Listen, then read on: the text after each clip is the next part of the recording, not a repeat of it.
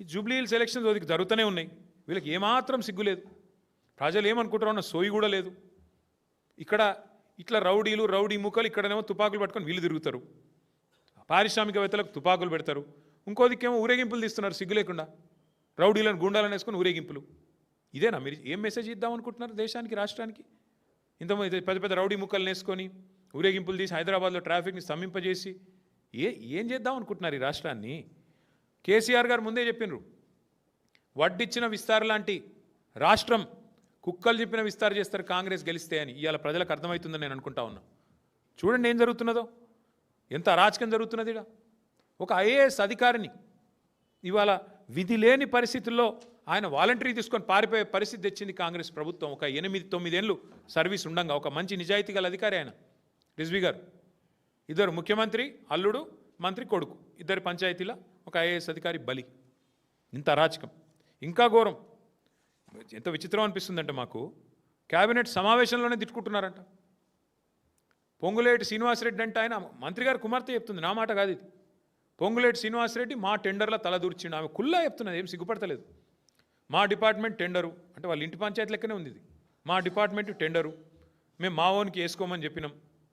మంత్రి ఫోన్ చేసిండు పొంగులేటి, మీరు టెండర్ వేయొద్దన్నాడు. అయినా మా ఓడు టెండర్ వేసిండు. మా ఓన్కే టెండర్ వచ్చింది. వస్తే ఆయన కోపం వచ్చింది. కోపం వస్తే టెండర్ క్యాన్సిల్ చేసిండ్రు. ఎండోమెంట్ టెండర్ని తీసుకుపోయి R&Bలో తీసుకుపోయినరు.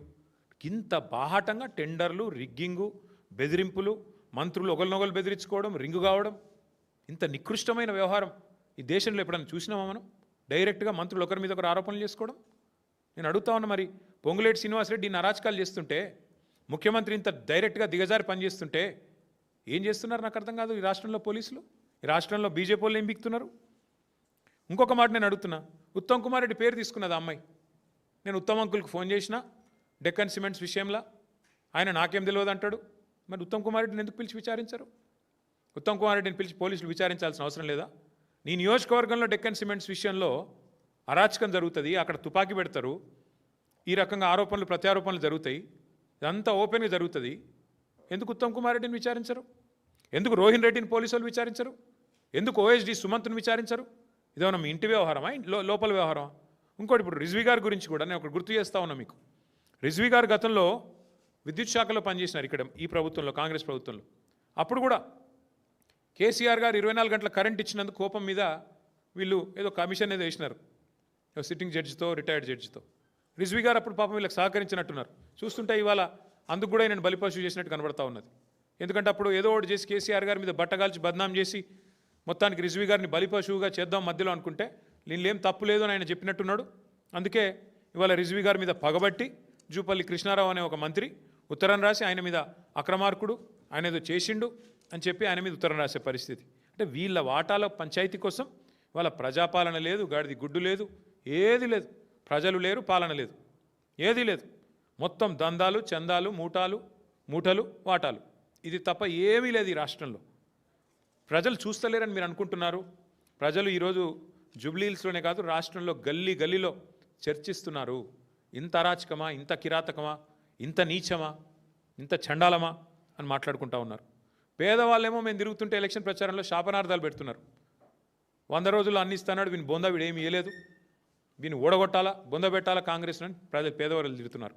చదువుకున్న వాళ్ళు గీ రౌడీగాళ్ళక మేము అవకాశం ఇచ్చింది, పారిశ్రామికవేత్తలకు తుపాకులు పెట్టేటోళ్ళు, మొత్తం రౌడీ ముక్కలు వేసుకొని ఊరేగింపులు తీసేటోళ్ళు, వీళ్ళ కోటేస్తామా అని చదువుకున్న వాళ్ళు చెప్తా ఉన్నారు. 420 హామీలు గంగలో పోయినాయి, 6 గ్యారంటీలు గోదావరిలో కలిసిపోయినాయి.